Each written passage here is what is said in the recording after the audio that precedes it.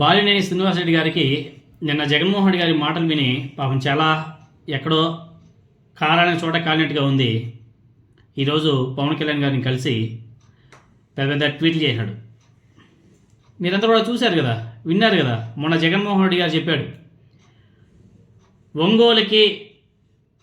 ఒంగోలు నియోజకవర్గానికి రవిబాబే ఉంటాడు, ఆయనే సమన్వయకర్త, ఆయనకి అన్ని అండదండలు కూడా మేము ఇస్తాము అని చెప్పేసి చాలా స్పష్టంగా చెప్పాడు చుండూరు రవిబాబు. సో మిగతా వాళ్ళకందరూ కూడా డోర్లన్నీ కూడా క్లోజ్ అయిపోయినాయి వైసీపీలోకి.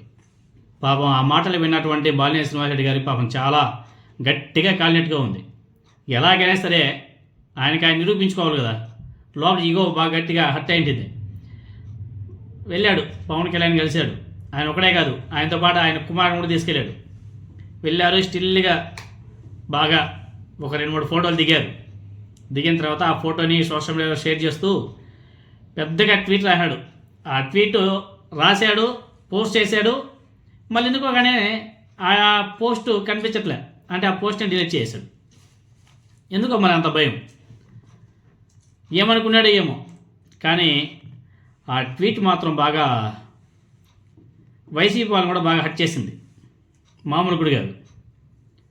ఆయనకి ఎలా ఉందో తెలియదు కానీ వైసీపీ వాళ్ళకైతే గట్టిగానే అనిపించింది. బాలినేని గారికి బాగా ఎక్కువైంది. జగన్మోహన్ రెడ్డి గారు దయతలిచి ఆయన్ని ఆ స్థాయిలో నిలబెట్టడమే ఆయన చేసినటువంటి తప్పు అని చెప్పేసి వైసీపీ వాళ్ళు కూడా ఆ ట్వీట్ని చూసిన తర్వాత చాలా బాధపడ్డారు. ఎందుకంటే ఆయన దగ్గర నుంచి అటువంటి ట్వీట్లు, అటువంటి పోస్టులు ఉంటాయని చెప్పేసి ఎక్స్పెక్ట్ చేయలే.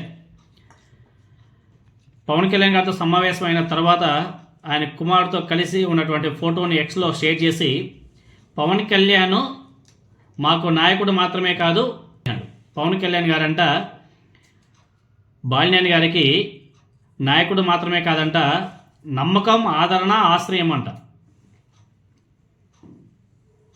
విన్నారు కదా. చేశాడు, కాసేపుకి ఆ ట్వీట్ని డిలీట్ చేశాడు. ఇప్పుడు ఇదే రాజకీయ వర్గాల్లో ఒక ఆసక్తికరమైన అంశంగా మారిపోయింది. బాలినేని శ్రీనివాసరెడ్డి గారు నమ్మకం, ధైర్యం, ఆశ్రయం అని చెప్పేసి రాశాడు. ఆశ్రయం వరకు ఓకే, కానీ నమ్మకం, ధైర్యం అనే పదాలే కొంచెం వింతగా, ఆశ్చర్యకరంగా ఉన్నాయి అని చెప్పేసి వైసీపీ కూడా కామెంట్ చేసుకుంటారు. ఎందుకంటే చాలా అతిగా వింతగా అనిపిస్తుంది ఎవరికైనా సరే ఆ ట్వీట్లు చూస్తే. ఏంది మరి ఇంత దిగజారిపోవాలా అన్న రీతిలో ఆయన ట్వీట్ చేయడం కూడా జరిగింది. రాజకీయ వర్గాలు బాలినేని గారి ట్వీట్ డిలీట్ వెనుక ఉన్నటువంటి కారణాలను అంచనా కూడా వేస్తున్నారు. అలాగే పవన్ కళ్యాణ్తో జరిగినటువంటి భేటీ ప్రభావాన్ని రాజకీయ పునరావృతంలో పరిశీలిస్తున్నారు అందరూ కూడా. ఇలాంటి సంఘటనల ద్వారా రాజకీయ ఆసక్తికర పరిణామాలు కూడా తెస్తున్నాయి.